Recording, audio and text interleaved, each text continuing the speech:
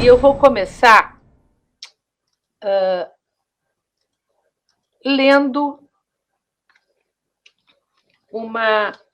duas epígrafes, né, que eu acho importantes para a gente poder fazer esta reflexão. Uma delas é de 1867. E essa epígrafe de 1867, atribuída a Karl Marx, que pensou muito bem a dinâmica do capitalismo, diz assim: ao nascimento da mecanização da indústria moderna, seguiu-se um violento abalo, como uma avalanche em intensidade e em extensão. Todos os limites da moral, da natureza, da idade, do sexo, do dia, da noite, foram rompidos. O capital celebrou as suas orgias. 1867. Em 1905, no Brasil, um pensador, que era um rábula, e que mais tarde, em 1930, foi convidado para ser o primeiro consultor do recém-criado Ministério do Trabalho, Indústria e Comércio, o chamado Ministério da Revolução, Evaristo de Moraes, o pai. Antes disso, em 1905, Evaristo de Moraes escreveu um livro muito importante. E por que eu trago? Porque ele faz uma chamada aos trabalhadores brasileiros, usando aquela metodologia que, em 1848, Marx e Engels fizeram no Manifesto Comunista. Só que aqui, chamada para que os trabalhadores brasileiros se unissem e exigissem um sistema público de proteção ao trabalho diante do capitalismo que se constituía. E neste livro, de 1905, Evaristo de Moraes faz a seguinte reflexão. Diz ele: os economistas clássicos mantêm ainda, contra toda a evidência dos fatos, no interesse do capitalismo moderno, a crença nas virtudes da liberdade do trabalho, não admitindo regras nem normas legais que fixem as bases do contrato entre empregado e empregador, ou, como se diz na linguagem jurídica brasileira, entre locatário e locador de serviços. Parênteses, lembrem que ele está escrevendo em 1905, né, quando nós não tínhamos um código de trabalho, quando nós tínhamos, né, uma regulação que previa o uso da força de trabalho por meio da locação. Aí continua, fecha parênteses, continua ele. O homem é livre, argumentam seus defensores. O homem tem o direito de vender o seu trabalho pelo preço e nas condições que ele quiser. No entanto, diz Evaristo, essa liberdade de trabalho só tem gerado opressão e miséria, exploração do operariado e rebaixamento progressivo. Hoje, ninguém contesta, diz ele, quanto influi a inexorável lei da concorrência na remuneração do trabalho operário. E isso basta para desfazer o encanto ilusório da liberdade do trabalho. Mais de 100 anos depois desse livro de 1905, recentemente, num artigo que se chamou, o seu autor intitulou Angústias Individualistas, Luiz Gonzaga Beluso, de certa forma, dialoga com Evaristo, com aquela preocupação posta por Evaristo em 1905, mostrando agora, hoje, Beluso, 2021, que o capitalismo globalizado agora recrudesce a concorrência, aquela concorrência de que nos falou Evaristo em 1905, antevendo a constituição do capitalismo no Brasil. Ainda não tínhamos capitalismo, tínhamos mercantilismo, mas ele antevia essa constituição. Diz Beluso agora, o capitalismo globalizado recrudesce a concorrência e exacerba 3 tendências inscritas, segundo Beluso, no seu próprio DNA, portanto, lhes são instituintes. Quais são? 1. A mercantilização das múltiplas esferas da vida, todas as relações sociais nas suas múltiplas expressões. 2. A universalização da concorrência. 3. A concentração do poder econômico e do poder político. O capitalismo, diz ele, esse sistema econômico, político e social, portanto, uma construção histórica, ele é movido por um desejo. E esse seu desejo é insaciável na busca da acumulação da riqueza abstrata. Isso é algo que está no seu DNA. E nesse movimento, movido por este desejo, o capitalismo vai buscando dissolver todas as relações sociais. Todas.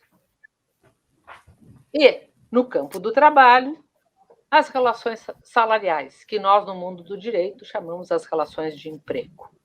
E ele desfaz todas essas relações e suas múltiplas expressões, quer sejam as relações de subjetividade, quer sejam as relações com o meio ambiente, com a natureza, com a escola, com a igreja, com o próximo, com o trabalho, vai dissolvendo e o faz, consegue fazê-lo, onde não há diques suficientes para contê-lo. Nós entendemos os sistemas públicos de proteção social e os sistemas públicos de proteção social ao trabalho, que incluem as regras trabalhistas, as normas de proteção ao trabalho e as instituições públicas com a incumbência de fiscalizá-las e dar-lhes eficácia, que no Brasil são a Justiça do Trabalho, os 2 sistemas de fiscalização e as organizações sindicais. Nós entendemos que esses sistemas, que estão no Brasil constitucionalizados, são diques a este livre trânsito deste desejo insaciável. E, portanto, não à toa, tanto as normas de proteção ao trabalho quanto as instituições públicas aptas a dar-lhes eficácia têm sido atacadas nesse momento em que o capitalismo exacerba as suas tendências e, portanto, têm sido atacadas em nossas reformas liberalizantes, antecedidas de um rigoroso programa de ajuste fiscal. As promessas eram, da reforma trabalhista, integrar os informais, incorporar os informais na tela de proteção social ao trabalho, que diziam eles que a CLT não conseguia incorporar, integrar os terceirizados, que na época da reforma, do andamento da reforma, eram pelo DIESE, por dados do DIESE, que fez um levantamento a partir das RAIs, portanto, formal, nós tínhamos cerca de 12 milhões de terceirizados. Então, a promessa era de integrá-los à tela pública de proteção social ao trabalho. Essas promessas também eram trazer segurança jurídica para os investidores internacionais, porque os investidores internacionais não investiram no Brasil porque as decisões da Justiça do Trabalho, diziam os seus defensores, eram muito protetivas, e com isso afastavam os investidores, e com isso não era possível dinamizar a economia, e com isso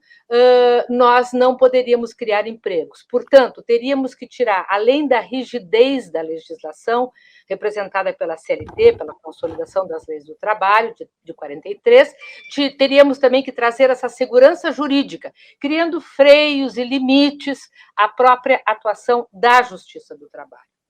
E ainda, em relação às demais instituições públicas, foram muito afetadas as fiscalizações, porque retirou-se da regulação pública universal a fonte prevalente dos direitos dos trabalhadores e transformou-se ou transtrocou-se esta fonte para o encontro livre das vontades entre vendedor e comprador da força de trabalho, vontades iguais, ou seja, reforçando como consequência o poder discricionário do empregador. E em relação às organizações sindicais, além de se suprimir abruptamente a única forma de alocação financeira que essas organizações tinham, que era o imposto sindical, retirou-se a reforma, retirou a participação dos sindicatos de vários momentos da relação de emprego.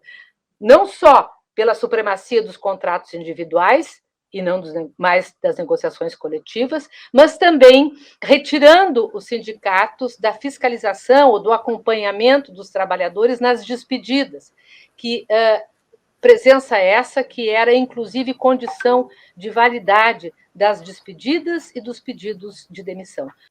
4 anos de reforma. Quais são os dados e qual é o resultado?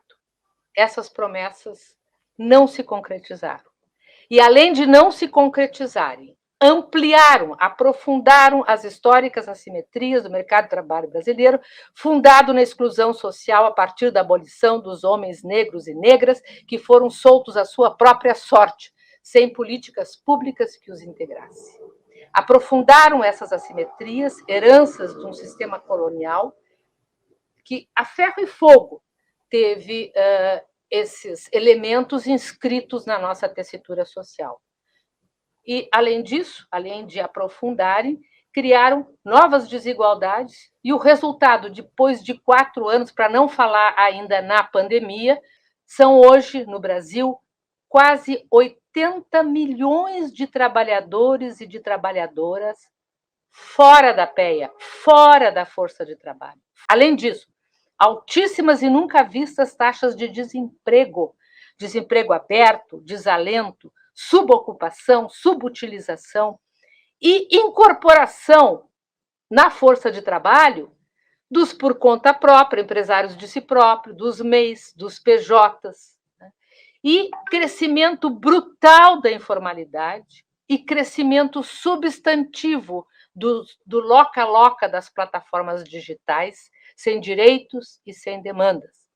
Dificuldades que a reforma trabalhista de 2017 e a pandemia da Covid-19 trataram de escancarar e aprofundar, evidenciando que não é retirando ou flexibilizando direitos e atingindo as instituições que nós vamos superar as nossas históricas assimetrias fundamentadas num processo de exclusão social. Diferentemente da Argentina, aonde se conseguiu resistir a uma ideia de reforma trabalhista, né? A sociedade argentina conseguiu resistir a isso, nós aqui não tivemos esta capacidade, até porque, né, a gente estava saindo do golpe de 2016, né, quando veio a reforma, em 2017, que tem efeitos muito nocivos sobre os sindicatos, né?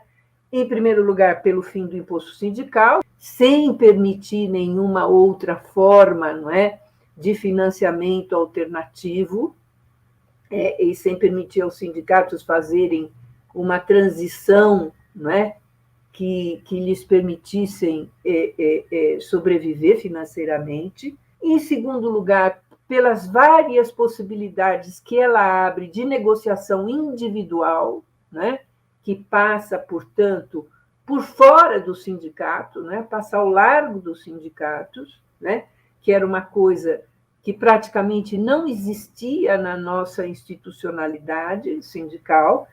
E um terceiro elemento que é muito grave e que eu acho que, por ser um pouco mais complicado de ser entendido, eu acho que ainda muitos estudos não deram conta disso, e às vezes até o movimento sindical eu encontro que não está com muita clareza sobre isso, né?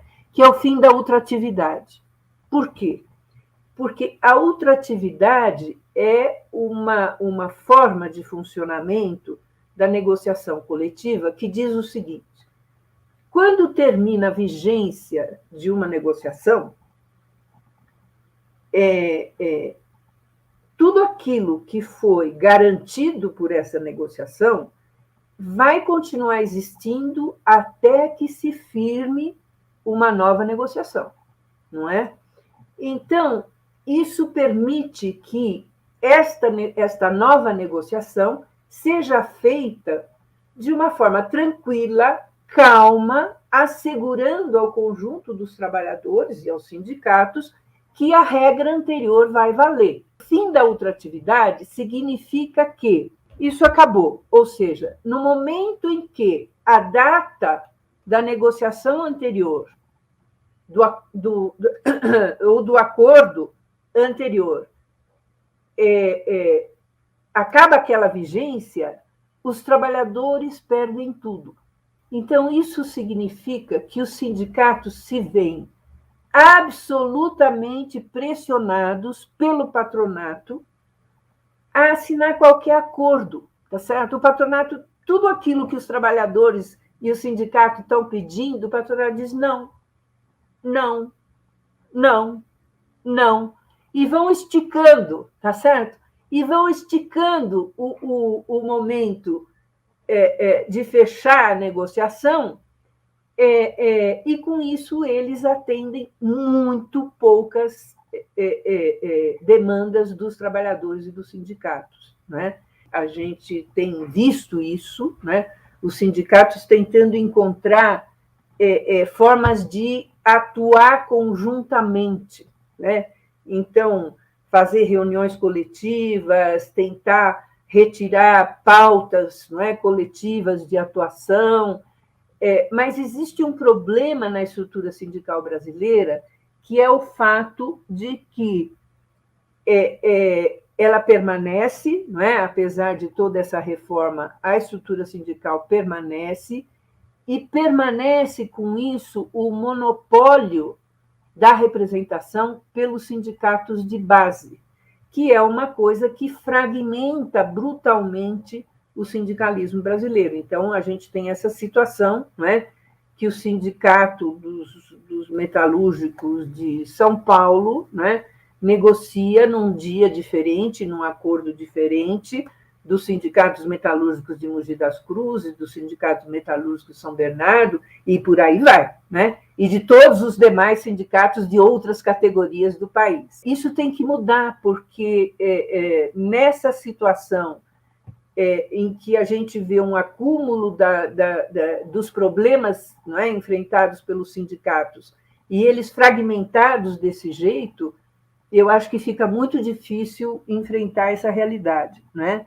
El gobierno uruguayo, asumido en marzo del año 2020, estableció una regla fiscal bastante compleja, que es un tipo de regla fiscal que se le llama regla fiscal estructural, que calcula el gasto público con base en una abstracción del dinero que debió entrar y el dinero que debió salir del Estado, teniendo en cuenta un cierto comportamiento de la economía. ¿Cómo se vincula la regla fiscal o la austeridad fiscal con la reforma laboral? La austeridad fiscal y la regla fiscal son formas, es una concepción limitativa del gasto público. Gasto público que puede ser referido, que puede estar dirigido al salario de los funcionarios públicos o a las prestaciones de seguridad social. La austeridad fiscal y la reforma laboral, la desregulación laboral, no significan una ausencia de regulación, sino que son una regulación distinta a la regulación protectora del trabajo. En el caso de la desregulación laboral, hay también una intervención del Estado. El Estado, a través de la ley, a través de las políticas de desregulación, renuncia a regular, a arreglar, a reglamentar las relaciones laborales y entrega esa reglamentación al empleador. La desreglamentación del derecho del trabajo es una desreglamentación si la miramos desde el Estado, porque es también el Estado que renuncia a reglamentar la relación de trabajo y la deja a cargo del empleador. Es el empleador el que va a regular, el que va a reglamentar. Por lo tanto, la austeridad fiscal o regla fiscal y la desregulación laboral son mutaciones, son cambios en el sentido de la reglamentación, de la intervención, de ser una intervención a favor del gasto social y de ser una intervención en favor de la protección estatal del trabajo, pasa a ser una intervención limitativa del gasto social y una intervención que abandona la reglamentación estatal en favor de la reglamentación dada, dictada por el propio empleador, en una relación desigual como es la relación de trabajo. La reforma laboral en relación a las transformaciones recientes tecnológicas han regulado el contrato o la relación de teletrabajo, o sea, el trabajo en línea, pero han dejado al abandono de las partes, de la regulación autónoma de las partes, el trabajo en plataformas. Con lo cual, el trabajo en plataformas es, en general, un trabajo considerado autónomo, falsamente autónomo, falsamente autónomo. Ante la falta de una legislación de apoyo, la defensa de la protección del trabajo viene dada en muchos de nuestros países por la acción o por los pronunciamientos de los tribunales laborales.